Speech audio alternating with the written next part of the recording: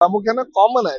प्रत्येक आता मी जवळ 4 ते 5 वेळा मंत्री झाल्यापासून एसटीने प्रवास केलाय. खरं तर लहानपणी एसटीने प्रवास करायचो, पण त्यानंतर मुंबई स्थायिक झाल्यानंतर देश बसेसना प्रवास करण्याची संधी मिळाली होती.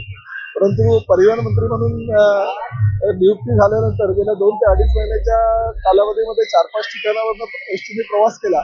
परंतु आजचा दौरा माझा निर्णय म्हणजे आयोजित केला होता, त्यामुळे नवीन बस मिळाली. याच्या आधीच्या बसेस जुन्या होत्या, त्यामुळे त्याच्यामध्ये AR रहमानचं म्युझिक मला सगळे RD बर्मन, AR रहमान सगळे म्युझिक डायरेक्टर थकतील अशा प्रकारचं म्युझिक ऐकू येत होतं. आजच्या बसेसमध्ये मात्र काही म्युझिक वगैरे आलं नाही. हे नवीन ज्या बसेस दिलेल्या आहेत त्यापैकी ह्या बसेस आहेत, परंतु अशाच प्रकारची सुविधा सर्वसामान्य प्रवाशांना कशी देता येईल? जर मंत्र्यांना अशी सुविधा मिळते तर सर्वसामान्य प्रवाशांना सुद्धा ती सुविधा मिळायला हवी, ह्या मताचे मी आहे. म्हणून मी एसटीने प्रवास करतोय.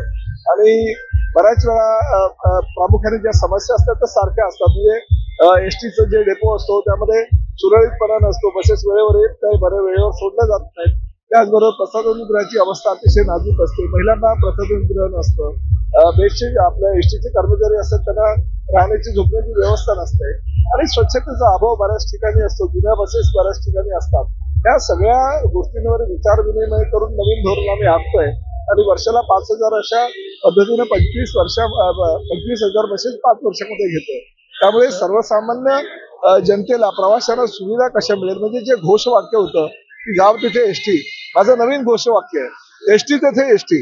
म्हणजे आदिवासी समाज जो आहे त्या आदिवासी समाजाला सुद्धा एसटी वर्गाला सुद्धा पाड्यापर्यंत एसटी ची सुविधा मिळायला हवी, ह्या मताचं मी आहे. आणि तशा प्रकारची बांधिलकी ठेवून आमचं महायुतीचं सरकार आता काम करत आहे.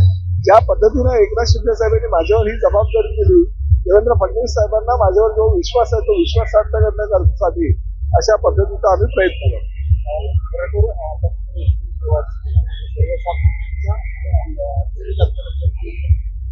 विधान परिषद, विधानसभा सदस्यांना राज्यसभा प्रत्येक आमदारांनी एसटीने प्रवास करायला पाहिजे लोकांचा.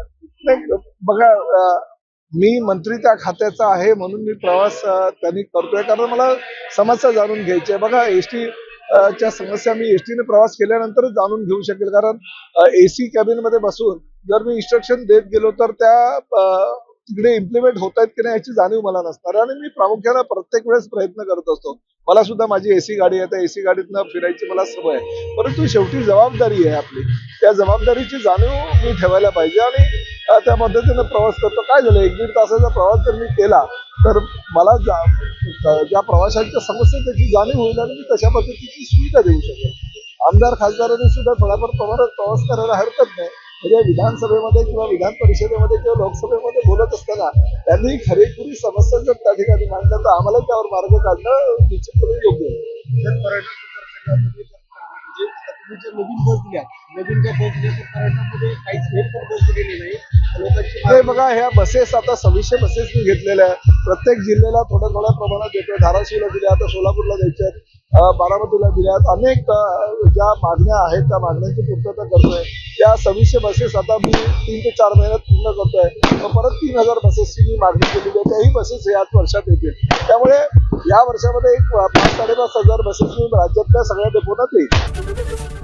ABP माझा, उघडा डोळे बघा नीट.